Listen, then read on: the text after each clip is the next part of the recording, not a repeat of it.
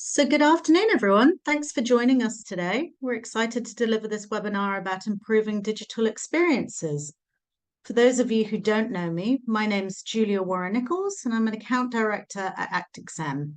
I'm also here today with Manish, who's a senior technical implementation consultant, working with many of our clients to deliver customer and employee experience programs. For those of you who don't know us, ActixM is an experience management consulting organization delivering customer, employee, and brand program services to our customers. We've got a strong focus on the Qualtrics platform, and we're the leading Qualtrics implementation partner in APAC.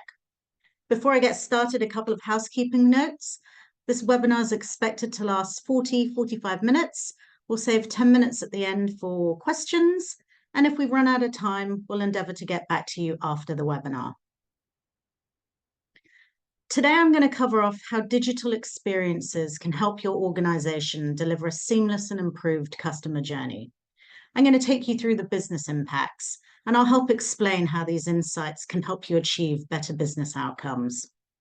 I've also got a case study to share with you, and I hope to share the value that our clients obtain from the insights collected. The methodology section is going to cover off design considerations when setting up or enhancing a digital program. I'll take you through the different ways you can monitor your digital channels. I'll walk you through different types of intercepts, active over passives, or why you choose one over the other. We'll talk creatives, we'll talk sampling rules, and CX metrics. Ultimately, this should allow you to collect the right information so you can turn these insights into meaningful dashboards. Lastly, Manish is going to give you some practical and much more technical takeaways. So let's get started. We see lots of companies putting their focus on the customer journey and collecting feedback at the right moments or right touch points. But a lot of customers don't actually have a digital program. Rightly or wrongly, many organizations see themselves, or don't see themselves, should I say, as a digital organization. Yet most have digital experiences. If you think about it, outside of direct contact with your contact center, it's often via your digital channels, if you think along the lines of your company website, for example, that prospects and customers tend to engage with you. And look, it isn't just active or existing customers who visit your website either. It's quite often prospects or potential customers who come to your website, and often this might be the first interaction that they have with your company. So this is essentially your opportunity to make the most of one of your digital channels to try and convert that prospect into a customer. So when you're looking at digital experience, the first thing that we recommend you do is map your digital journey, and if you have them, your different digital channels. If you think about telco as an example, a prospect might be researching on your website. They might be looking for a range of products or services. They might be looking at features or packages. Then they might engage with your CS team via web chat, as an example. And if they sign up or they upgrade their subscription, they might go into your application pages or your customer portal or your product app. Journeys can vary, but broadly speaking, there are 3 stages to the digital journey. The benefit of taking a journey approach is it can help you determine what your approach actually is going to be. There are typically 2 questions that you need to consider when you're looking at your digital experiences across the journey. Firstly, what's the customer trying to do? And secondly, what are your business objectives? So if we take the discovery phase of the journey, which is typically going to be on your commercial website, maybe web chat or even email, what does the customer want to do? Well, they want to access information about the company. They want to find about your products and your services. Business objectives might be understand reason for visit. Ultimately, you want to encourage interest, which might lead to sales conversions. From a research angle, you're probably looking to understand website usage, effectiveness, and identify satisfaction drivers and do some trend analysis. Every business is different, but broadly speaking, we'd find that a good starting point is always-on feedback, overall website feedback, and you could even consider some content rating. Think sort of thumbs up, thumbs down, which can be applied to the commercial website. At the application onboarding phase, you want to find out, for those who've applied, How was the experience? Were the forms easy to read? Were the instructions clear? Were they able to find out and add or apply a new service or product? You essentially want to understand why your prospects have signed up with you. And for those that didn't convert, you want to understand why the application failed. Why didn't they proceed? Essentially, you want to understand what's deterred them, so you can make changes to try and boost sign-up rates. The research objectives at this stage is to understand effort. You want to uncover what challenges your customers are having when they enter the onboarding or the application phase. And lastly, you want to identify the reasons for sign-up failures. Both of these activities tend to be done via your commercial website or sign-up form. So when it comes to survey type, you want to think about post-application feedback, targeting users on exit, or asking reasons for sign-up failures. Servicing and support typically tends to extend to existing customers, and these customers are looking to do something. So they want to do something on chat or app or via your customer portal, and they turn to these channels to resolve issues. They want to get help. By offering your customers support pages or get chat, you're actually boosting their self-service capability, which in turn can drive positive impact because they might actually sign up for more products and services after having a positive experience. So being able to collect user feedback to improve your functionality and content's key. Support channels can also help reduce the value, or should I say, help reduce the pressure on your call center or CS team. Customers often look to your call center to resolve tech issues. I know I'm the first one to pick up the phone when I've got a tech issue and call someone. So look, any improvements that can be made to support channels can be a quick win for the business. In terms of survey types, tends to be app experience, post-chat experience, or a content rating. So let me take you through to our case study. Today's case study is for a financial services client of ours. Think along the lines of finance products like credit cards or solutions like leasing and mortgages. Our brief was to learn their digital channels and their customer engagement. The client's objective was to increase new business conversions through their digital channels and drive more self-service adoption from their digital products. The insights that we obtained were from 3 different intercepts. The first was an overall website feedback. The second was more targeted application failure exit survey. And we also asked content effectiveness on their FAQ page. So what insights did we capture? If you remember, we set up an overall website feedback experience, and it was really designed to collect 3 pieces of information: overall experience, reason for visit, and the key drivers. If you think along the lines of content or ease of navigation, for example. So what our client was able to do was they were able to dive deep into the reason for visit. And this information, when coupled with device type, for example, allowed us to see that mobile really led the way. Application activity, if you look on the slide, like apply for card or review application of status or review status of application, is actually largely being done on mobile, not on desktop. And a large percentage of customers are logging into their account on their mobiles. This application activity in particular was a surprise to our client because they'd actually spent a lot of focus and energy on their desktop application. So they actually had to pivot and focus their energy on mobile device UI instead. We're also able to understand the reasons for visit and associate this with customer journey, allowing our client to see satisfaction and performance when using digital channels across the journey. For our client, it was clear that credit card activation was a major pain point with their customers. It's got 40%.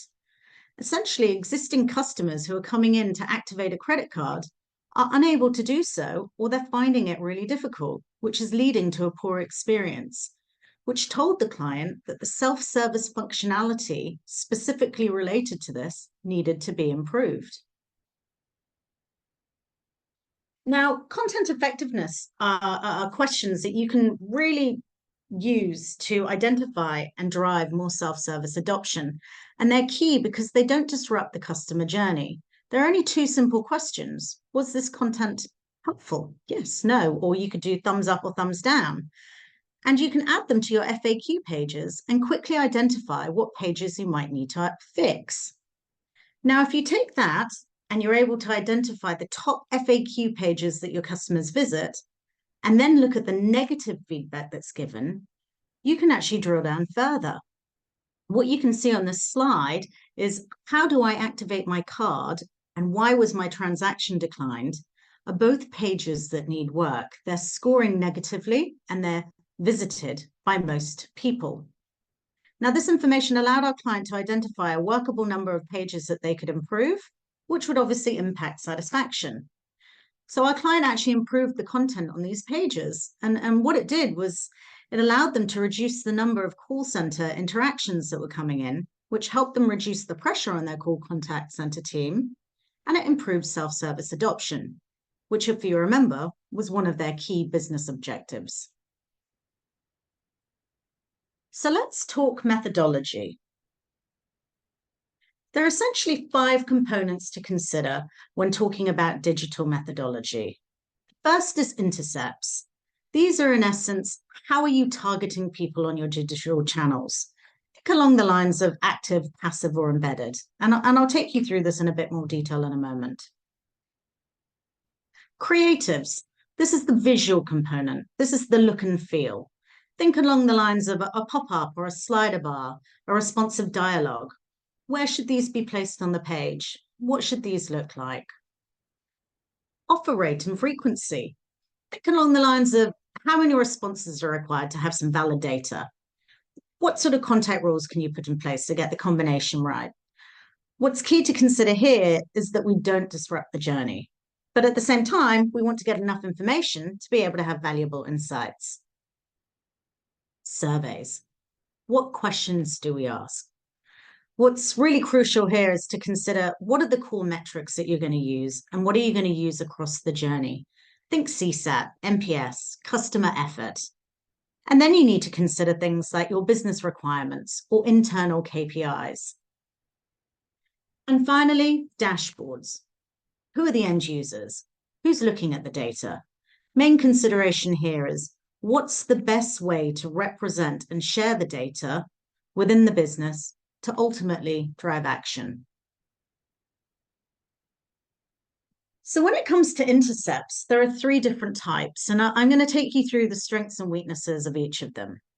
Broadly speaking, active intercepts, think along the lines of a pop-up box or a dialogue box. They target users upon request at a specific moment. And the benefit is they get higher completion rates and they tend to be highly customizable and personalized. The disadvantage, though, is they're disruptive to the customer journey. The purpose of a passive intercept, think of always-on feedback on a website, giving a user a choice, is to provide users with an optional method of providing feedback based on their experience. And the advantage is they're non-obtrusive, they're persistent, they don't interrupt the journey.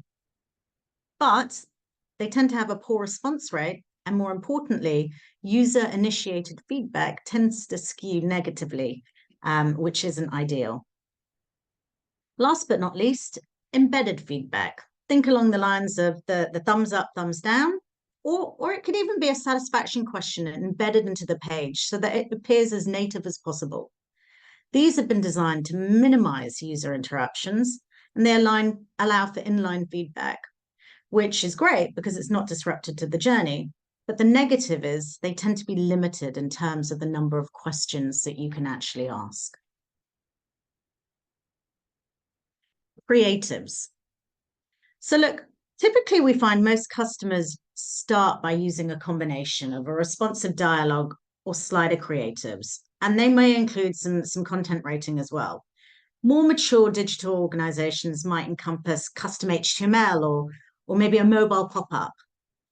But creatives and intercepts actually work together. So if you think about it, pop-up, a responsive dialogue box, or banners are all considered active intercepts. And a slider works more as a passive intercept. Think always on, that little button on the side. HTML or content feedback tend to be used with embedded types of feedback. And then there are some other considerations that you might want to think about, such as where's it going to be positioned on the page? What's it going to look and feel like? Timing. Do you want to trigger the intercept based on the time on site? Or do you want to trigger it based on exit intent? And lastly, your messaging. What's the purpose of the intercept? Intercept display offer rates. Now this slide might bamboozle a few of you, so bear with me. When you run surveys, you typically think about sample, which is how many invites do you need to send in order to achieve the required number of survey completes to have valid insights.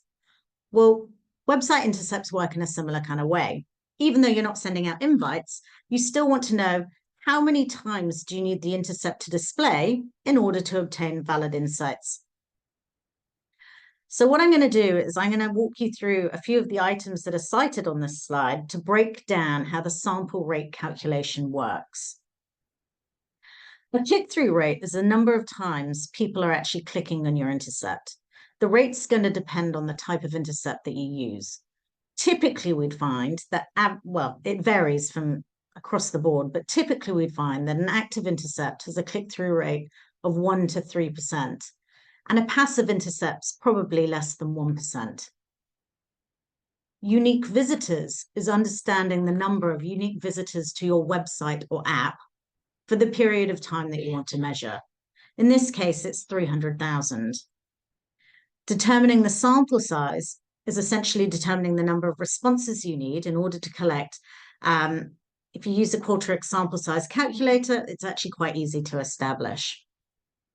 So in this user case, it's 400. This is the total number of responses we need if we use the Qualtrics calculator. And if we assume a completion rate of, let's say, 30%, this means we need 1,300 invitations.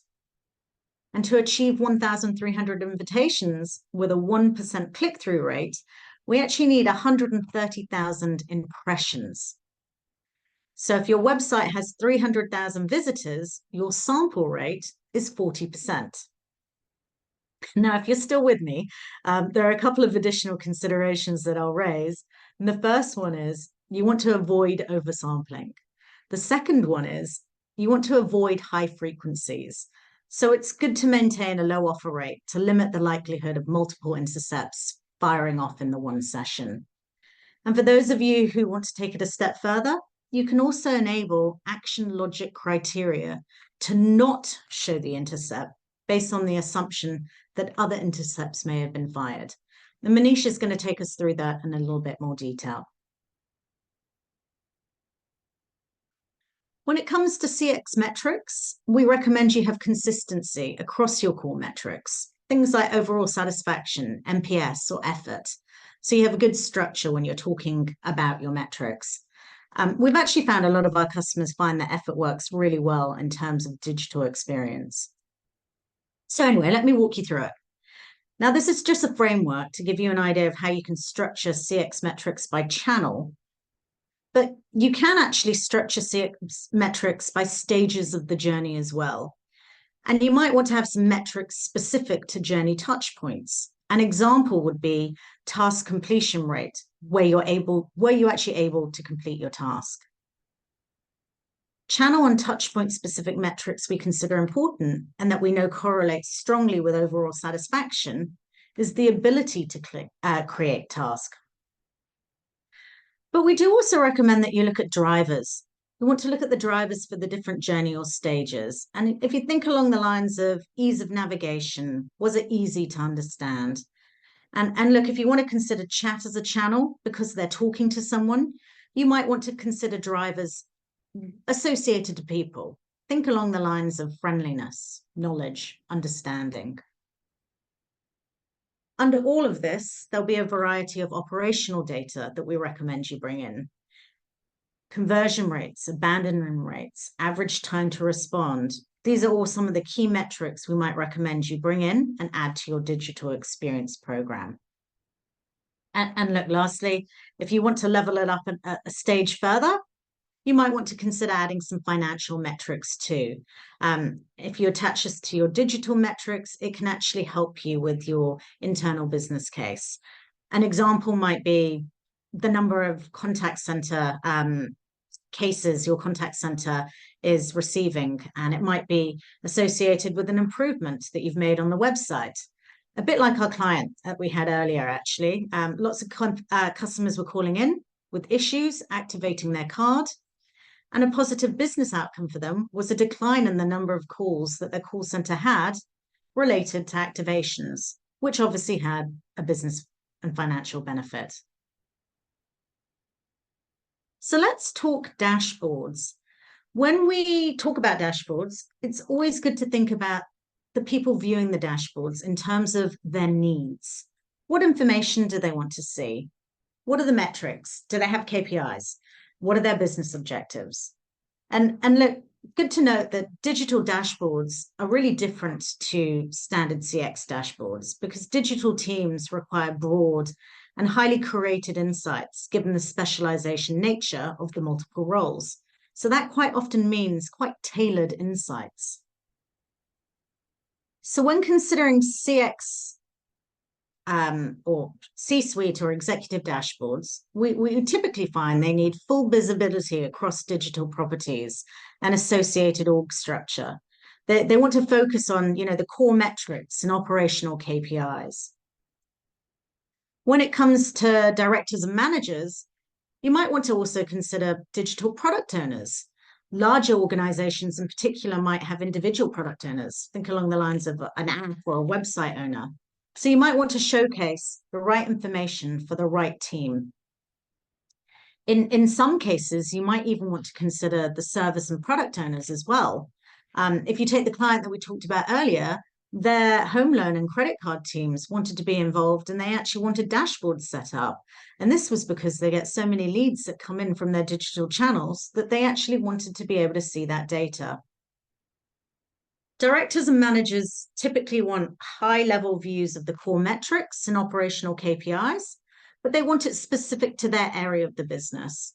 And they also probably want to do a little bit more detailed or cross-functional analysis. Think along the lines of, content versus navigation versus task completion. And last but not least, we've got specialists. Think along the lines of your developers or SEO experts. They want highly curated and role-specific insights. They basically want to understand functionality at a very granular level, and they often want to align this with operational data. So let me pass you over to Manish, who's going to take you through the more technical elements. Thanks, Julia. Hi, everyone. Thanks for joining this webinar today. I will take you through some technical aspects for the digital program implementation in Qualtrics.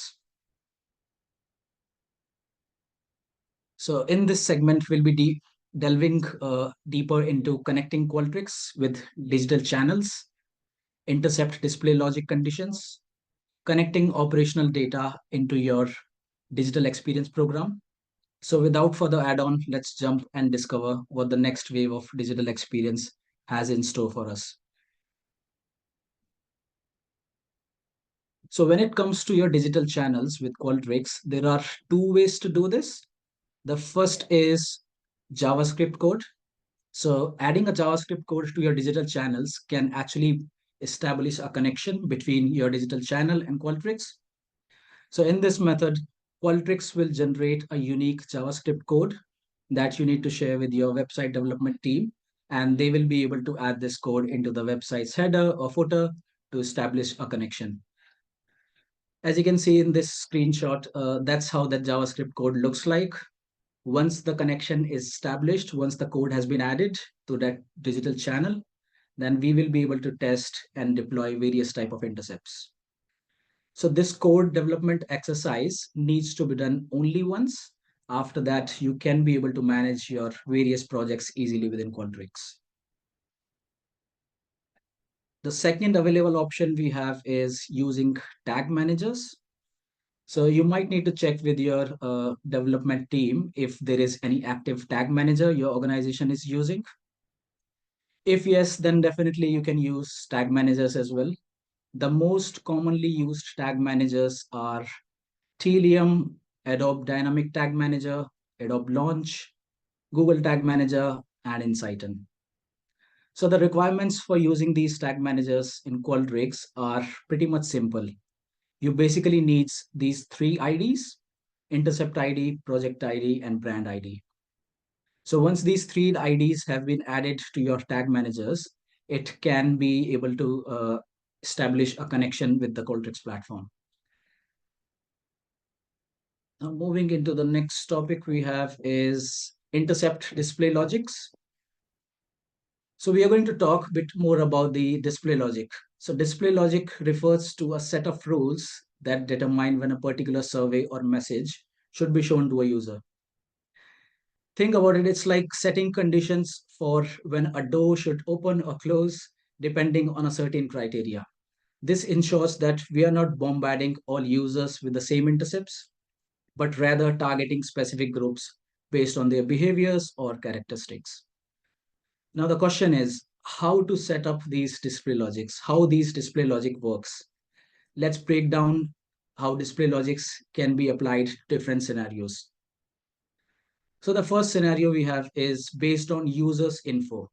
We can target visitors based on their demographic information, such as their location or their device type. Say, for example, we need to display different versions of a single survey based on respondent device type.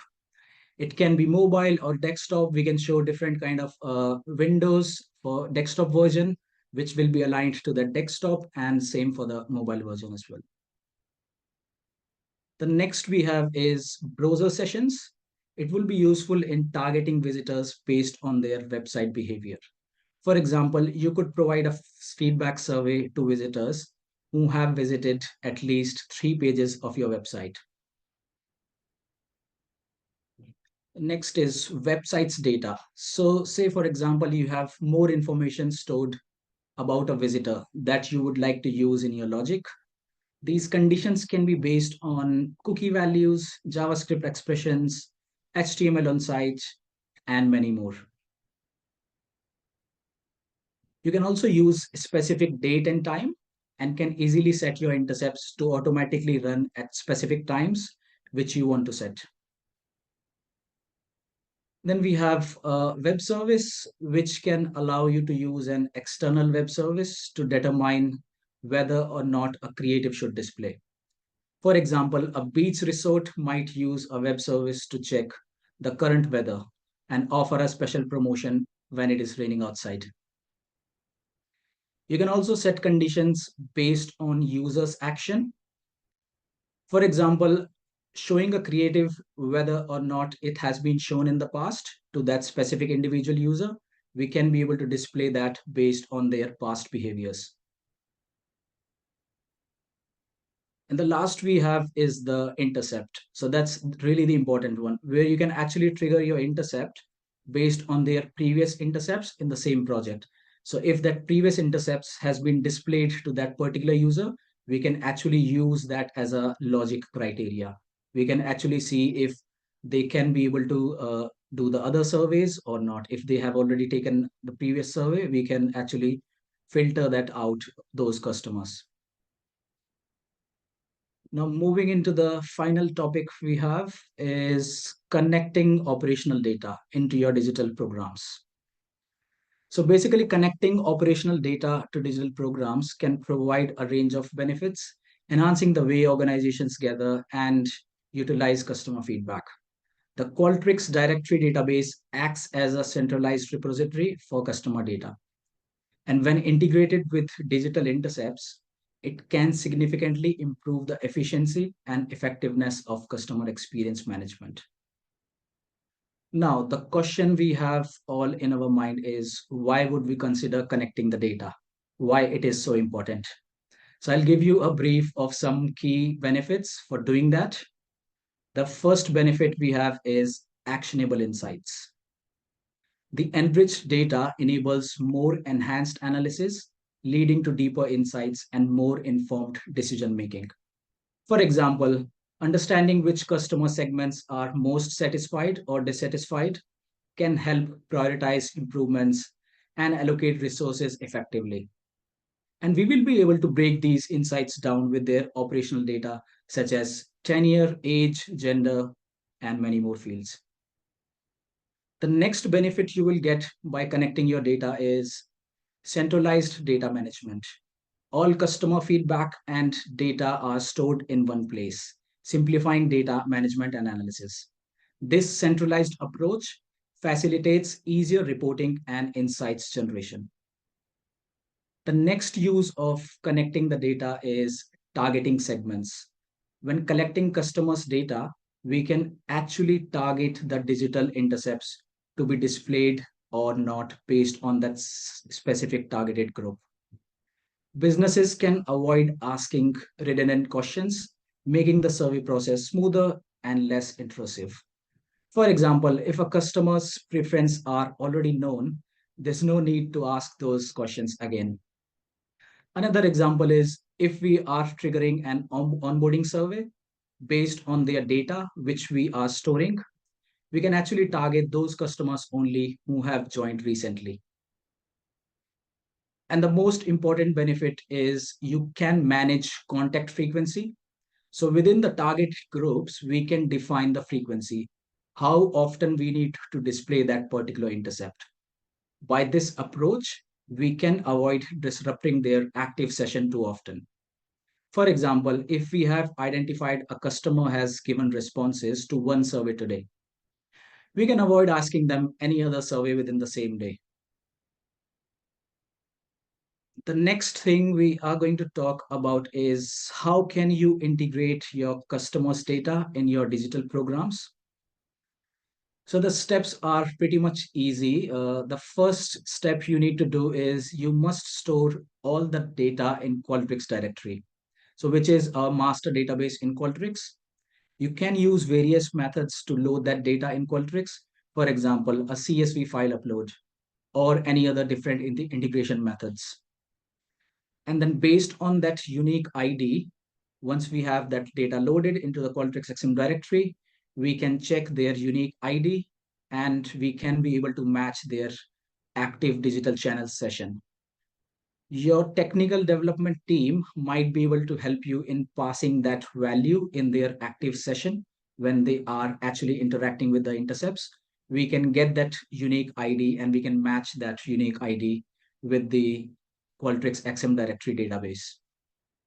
This is very beneficial to connect and match their data for the existing contacts. As you can see in these two screenshots, in the first, we have the master directory data. And then in the second screenshots, we are actually connecting the data with our digital project. So connecting Qualtrics directory data to digital intercepts offers a powerful way to personalize customer interactions, improve feedback relevance, and gain comprehensive insights into customer experiences. This integration not only enhances the quality and the richness of the data collected, but also facilitates better customer experience management and decision making. By leveraging the strengths of both the Qualtrics directory and digital intercepts, organization can actually build stronger relationships with their customers and drive meaningful business outcomes. I hope all this will be very useful. So that's all we have for today. The next we are going to ask you is just to provide your feedback. You can see this QR code on your screen. If you can share your valuable feedback on this by answering a short 2-question survey, that would be really great. Before we wrap up, we also open the floor for any final questions or comments. If you have any questions, feel free to type into the chat and we will address it. Okay, let's see. We let's just check. getting many questions. Are there any questions coming through? Yeah, so I think that's the first question. What's the benefit of using a tag manager over JavaScript code? I think I can answer that. Yeah, so the benefit of using tag managers is basically you don't need to edit anything in your website's code if you are using Tag Manager. You would only need intercept ID, brand ID, and the project ID. By this approach, you can actually avoid editing your website's code. I've seen many organizations use tag managers only because they can't edit the website's code due to their security policies. So my preference will be definitely tag manager if that's available in that organization. But yeah, if that's not available, JavaScript is also a way to connect the connection. We've we've got another technical one, Manish. It is, how do I know how many impressions I've had? Yeah. So impressions is basically a creative is appearing to any particular user. So if anyone has seen an intercept, that means the one impression has been counted towards that intercept. So you can see that impression in your website project. So when you create a website project, you can actually see the different type of intercepts, and each intercepts contain their click rates, their impression rates, and we can be able to use this information in dashboards as well. So we've got another question, which is, would you recommend having both an always on feedback tab and an inline embedded survey within a page, or just one of each? Um, Look, it's hard to say. I'd probably say you'd look to do one, just one, but maybe on certain pages you might want to have both. It's going to depend what the page is, and I guess the purpose of the data that you're collecting. Um, Yeah, there is another one. How much styling can you apply to the creatives? So there are different intercepts where there are limited styling, some of the intercepts, but there is this custom HTML intercepts, which gives you flexibility to apply all the stylings you want to add, all the look and feel you want to use. If you have like custom fonts, custom styling specific to your own brand, you can apply all of that styling to those creatives. how would you integrate this type of tracking with your CRM like HubSpot? Is that from an operational point of view? Uh, yeah, need some more information regarding Yeah. that question. Sorry, whoever wrote that question, could you give us a little bit more context? I think you're going with sending the data back to HubSpot, but not sure. Yeah, I mean, if it's for getting the data in Qualtrics directory, definitely HubSpot, Qualtrics and HubSpot have few out of the box solutions which we can use to get the data. We've got another one. We don't have a digital program at the moment. Where would you recommend we start? Look, I'd probably recommend that you go with an overall site experience, or a passive always on button. And then you could probably start with some content effectiveness questions as well. You can either put them on your FAQ pages, like what our client did, or if you don't have FAQ pages, you could actually just put them on the pages where you have the most traffic. Has that person elaborated No. on the integrations? Feel free, by the way, to email us afterwards if any other questions come through. I think that's it. Oh, there's one more. What are some tips to get more responses on pop-up surveys or intercepts? We actually talked about this one before. We had a feeling this one was going to come up. Look, there are lots of different things that you can do. I think the first thing that you need to consider when your pop-ups are coming is what questions are you asking? How many questions are you asking? Then you want to start thinking about where they're being placed and how you're triggering them. There are lots of different ways that you can answer this question. Yeah, and Anisha's got some technical ones as well. yeah, it depends on like how often you are displaying those intercepts to that particular individual user. If they are getting too many intercepts within the next few days, they might skip those intercepts and you'll not get enough response rates. So there are a couple of different ways that you could So break that definitely down. by connecting that Qualtrics directory data, you can actually use contact frequency rules. which will help you to target the correct intercepts at the correct time, and you are not asking them too many intercepts. Anything Yep. else? No, I think this is it. If there will be anything else, we can take that offline. Yep. If you've got any other questions, feel free to email us. Otherwise, thank you so much for joining us today. We appreciate it. And feel free to fill out that survey and have a lovely afternoon. Take care. Thank you. Thanks everyone for joining today.